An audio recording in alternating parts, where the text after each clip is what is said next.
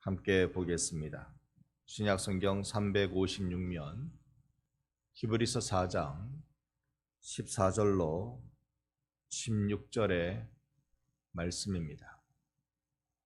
방송으로는 16절만 준비되어 있는데요. 여러분 성경을 펼치셔서 14절, 15절, 16절 함께 한번 읽어보겠습니다. 신약 356면입니다. 이 성경 봉독 후에 헤브론 구역에서 하나님 찬양하겠습니다. 같이 읽습니다. 그러므로 우리에게 큰 대제사장이 계시니 승천하신 이 곧 하나님의 아들 예수시라. 우리가 믿는 도리를 굳게 잡을지어다. 우리에게 있는 대제사장은 우리의 연약함을 동정하지 못하실 리가 아니요 모든 일에 우리와 똑같이 시험을 받으신 이로되 죄는 없으시니라. 그러므로 우리가 긍휼하심을 받고 때를 따라 돕는 은혜를 얻기 위하여 은혜의 보좌 앞에 담대히 나아갈 것이니라. 아멘. 이 시간 헤브론 마을 하나님께 찬양 올려드리겠습니다.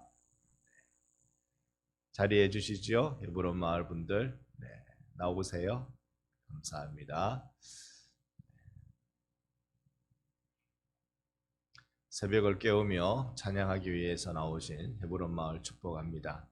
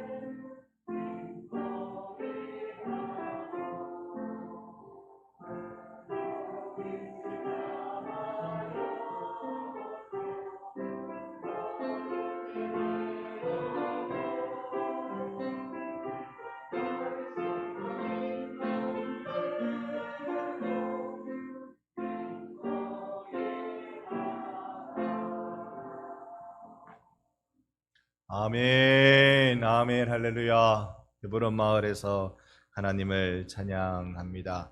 주님께서 이들의 찬양을 기뻐 받으시고 또 이들의 기도를 응답해 주실 것을 믿습니다.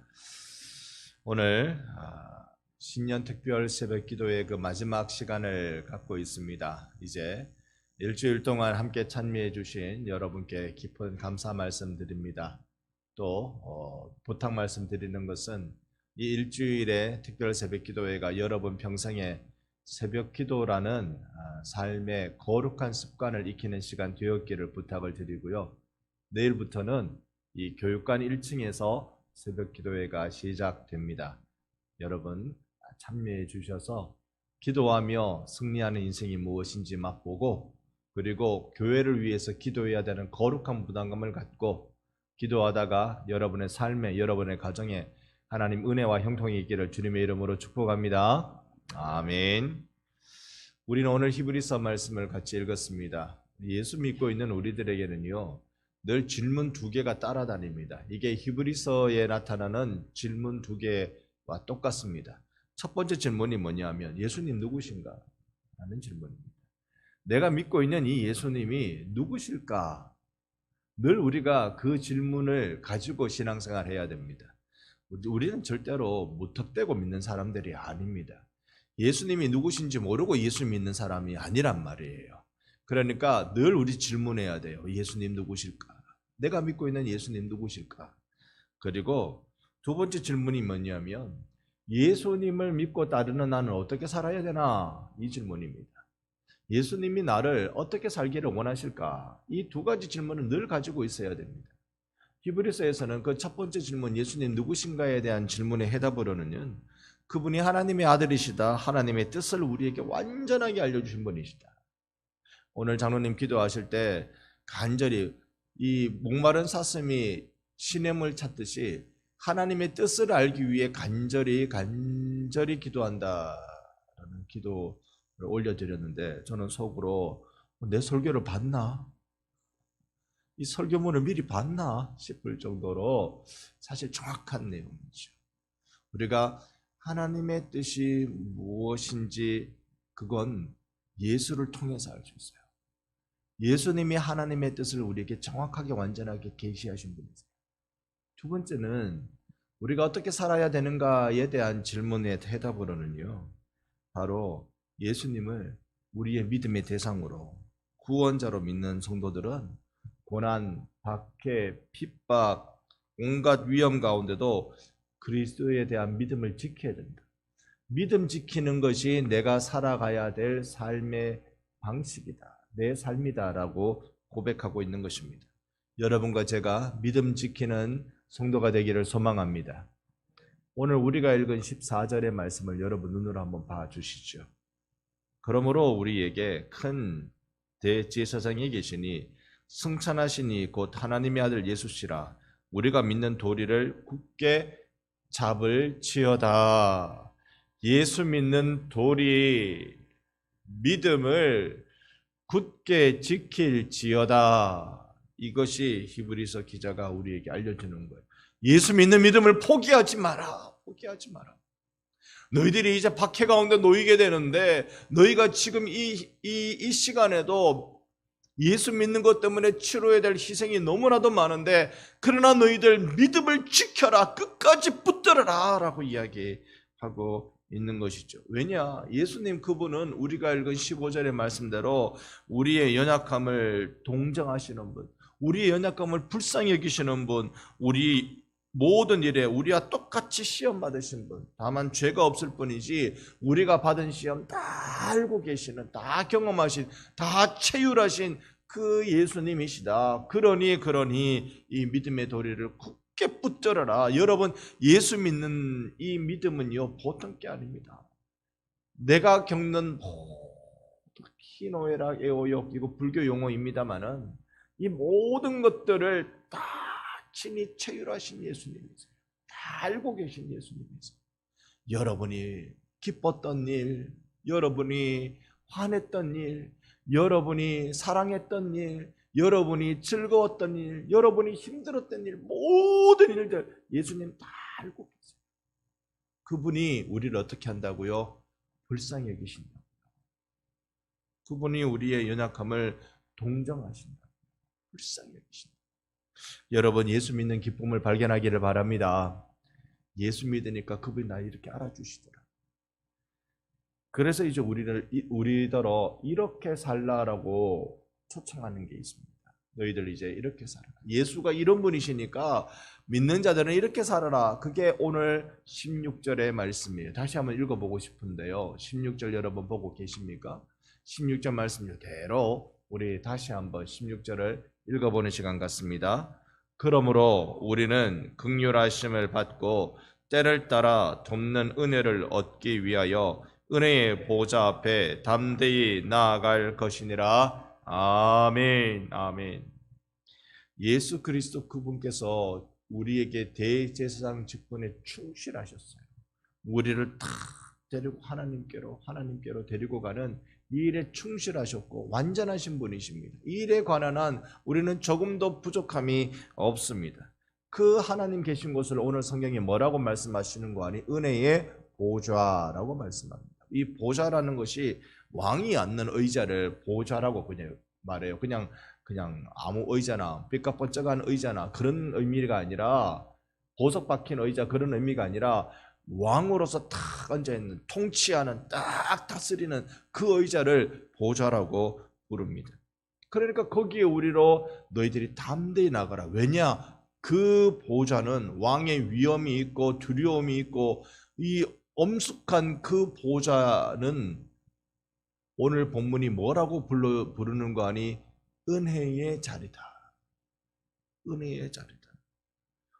왜 은혜의 자리일까요? 막 무서운 자리고 두려운 자리고 그런 거 아닙니까? 우리가 경찰서장 만나도 좀 움찔해지고요.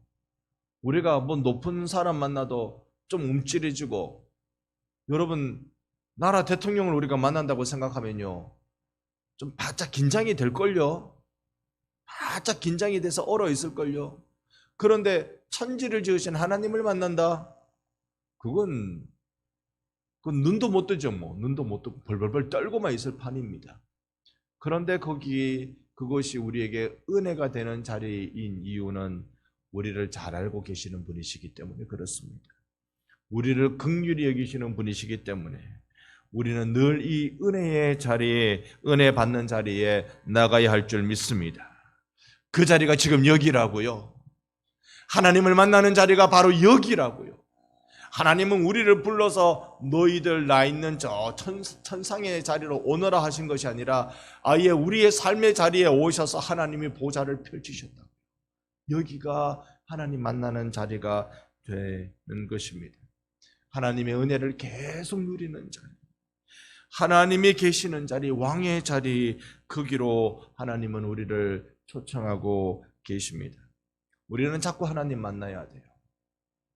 하나님을 자주 만나는 사람이 거룩한 사람입니다. 자주 만나는 사람. 금식 많이 하면 거룩해집니까? 거룩해질 수 있습니다. 금식하면서 하나님 만나면요. 하나님 안 만나고 금식하면 그거는요 그냥 금식입니다. 하나님 만나. 기도 많이 하면 거룩해집니까? 거룩해질 수 있습니다. 기도하면서 하나님 만나면요. 하나님 만나면 되는 것입니다. 결국 인간이 하나님께 나아갈 수 있는 길을 열어주신 예수 그리스도를 통해 내가 곧 길이요 진리요 생명이라고 말씀하신 그 예수 그리스도를 통해 우리는 자꾸 하나님께 나가야 됩니다. 오늘 우리 오전 예배 때 성찬식 할 거예요. 이 성찬식을 통하여서도 하나님 만나는 기적이 되기를 소망합니다. 예수 만나는 그 감격의 시간이 성찬을 통하여서 이루어지기를 원합니다. 우리가 은혜 받아야 믿음으로 살 수 있습니다. 믿음으로 산다는 건 두 주먹 불끈 쥐고 부르르 떤다고 되는 게 아니라 은혜 받아야 믿음으로 살 수 있습니다.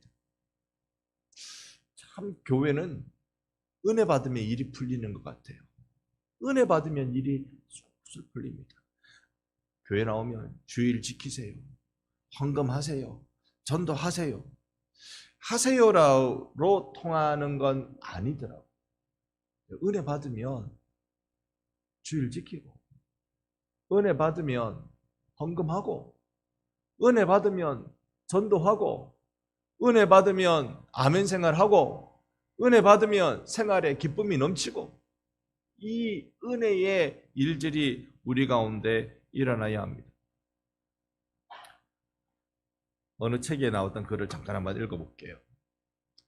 모든 일을 아내에게 내맡기고 사는 이가 있었습니다. 그 아내가 어느 날 세상을 떠나자 그는 당장 아내의 장례식을 어떻게 해야 할지조차 갈피를 잡지 못했습니다. 하인이 다가와 검은 천을 사야 하는데 돈을 달라고 하자 그는 하염없이 눈물을 흘렸습니다. 그리고 책상 위에 머리를 묻으며 말했습니다. 아, 그런 일 같으면 아내에게 말하지 그러냐? 누구 이야기겠습니까? 지난 11월 달에 우리 교회에서 바흐 음악회를 한 적이 있습니다. 여기 이 사람이 바로 그 바흐입니다. 바흐의 일화가 그렇습니다. 아무것도 못합니다. 다 모든 걸 아내가 다 해요. 아내가 다 하고 자기는 그냥 음악 그것밖에 몰라요.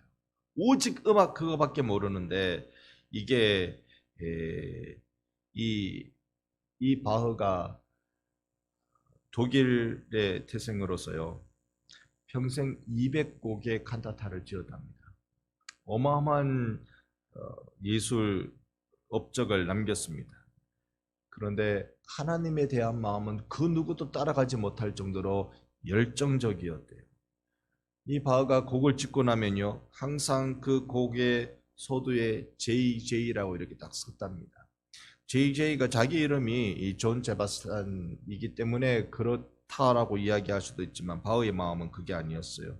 그러니까 예수 주바, 예수의 도움으로 내가 이 곡을 씁니다. 예수의 도움으로 내가 이 찬송을 씁니다. 우리 교회에서 한 건 바흐가 쓴 곡 중에 마태 순환곡이라는 그 곡을 우리 교회에서 연주를 했었습니다. SDG라고 썼다는데요. 이 말은 오직 하나님께 영광. 아무것도 별로 할 줄 모르고 자기가 좋아하는 일, 자기가 잘하는 일 그것만 평생 하다가 세상에 아내가 죽었는데 아내 장례식에 대해서 필요한 물품 달래니 그거 아내한테 얘기하라 할 정도로 이렇게 꽉 막힌 이 사람 한참 모자라는데 그 마음속에 하나님을 향한 열정은 아무도 감당할 수 없는 그런 세월을 살았다라는 겁니다. 우리가 다른 건 참 모자라도 은혜의 자리엔 열심히 나가는 우리가 되기를 바랍니다. 다른 건 정말 할 줄 모르는데 저 사람 저 인간 구실하겠나 싶은 소리를 들을지 모르겠습니다만 딱 하나 하나님 앞에 나가는 일만큼은 최고. 늘 말씀드립니다만 몇 번 말씀드렸습니다만 우리들 교회의 그 목사님, 여자 목사님이지요. 근데 늘 개척할 때 자기보다 큰 교회 목사님 만나면 마음속으로 그랬다잖아요. 네가 나보다 하나님 더 사랑해? 자기보다 더 큰 교회 목사님 만나면 네가 나보다 하나님 더 사랑해? 그런 마음으로 정말 하나님께만 파고들었어요. 하나님께만 파고들었어요. 교회가 커지려면 교회당을 새로 짓고 전도 열심히 하고 교회 프로그램 좋아야 되고 얼굴 밝아야 되고 온갖 것 다 필요한데 그는 생각 안 하고 네가 나보다 하나님 더 사랑해? 네가 나보다 하나님 더 사랑해? 거기에만 집중하는 거예요. 거기만 집중하는 거예요. 여러분의 인생이 정말 하나님 앞에서 열려지기를 원하면 여러분이 하나님께 집중해야 돼요. 하나님 은혜 받는 자리에 나가기를 집중해야 됩니다.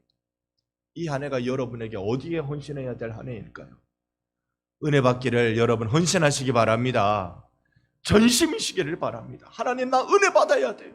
은혜의 보좌 앞에 나가서 나는 하나님만 주시는 은혜, 하나님만 주실 수 있는 그 은혜를 나는 받아야 돼요. 우리가 2023년 이 안에는 하나님의 은혜의 자리에 그 보좌에 나가는데 전심인 이 한 해가 되기를 간절히 소망합니다. 우리가 꼭 한 가지 믿어요. 은혜 받으면 문제가 해결된다. 문제가 해결되면 은혜 받는 거 아니고요. 은혜 받으면 문제 해결됩니다. 여러분에게는 어떤 문제들이 있는지 각자가 다 있죠. 제가 조금 아는 것도 있고 대다수 여러분의 어떤 문제 있는지 모르고, 그러나 우리가 가지고 있는 문제의 해결점은 어디 있냐면 십자가예요. 은혜의 자리, 거기가 은혜의 보좌, 내 주 하나님 야훼 하나님께서 다스리시는 그 보좌가 십자가에 있다. 여러분을 이 한 해 동안 그 자리로 초대합니다. 하나님의 은혜의 임재가 있는 그 현장으로 여러분을 초대합니다. 그러니 여러분 반응하셔야 돼요. 어떤 반응이요? 헌신하셔야 돼요. 내가 은혜의 자리에 나가기를 헌신하셔야 돼요. 왜 목사는 여러분에게 새벽기도 나오라고 말씀드릴까요? 여기가 은혜의 자리이기 때문에 그렇습니다. 주의 이름을 부르는 자리, 두세 사람이라도 주의 이름을 부르는 그 자리, 예수님이 함께 하겠다고 약속하셨으니 거기가 은혜의 보좌이지요. 내일부터 시작되는 교육관에서 시작되는 새벽기도 자리도 여러분에게 은혜의 자리가 되기를 바랍니다. 주님이 여러분에게 부으신 은혜가 많습니다. 하나님만 찾는 자에게 하나님 부으신 은혜가 참 많습니다. 이 자리로 여러분을 초대하니 올 한 해 동안 하나님 은혜 받는 자리에서 여러분이 믿음의 아름다운 일들, 생명의 일들 경험하시기를 예수님의 이름으로 축원합니다.